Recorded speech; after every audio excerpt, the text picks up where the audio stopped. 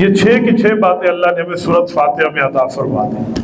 آپ سورۃ فاتحہ پڑھیں، سورۃ فاتحہ کی 7 آیات میں یہ 6 باتیں موجود ہیں۔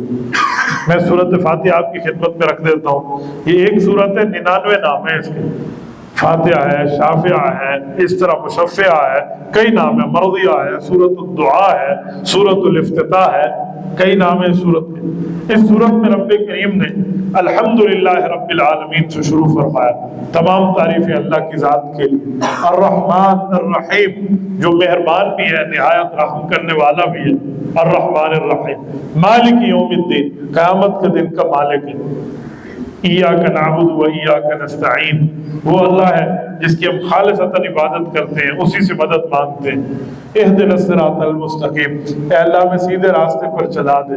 صراط الذین، وہ ان لوگوں کا راستہ انعمت علیہم، جن پر آپ نے انعام کیا ہے، غیر المغضوب علیہم ولا الضالین، گناہ گاروں کے راستے سے جن پر غصہ ہوا ہے کہ وہ گمراہ ہوئے، ان کے راستے پہ اللہ ہمیں مت چلائیے۔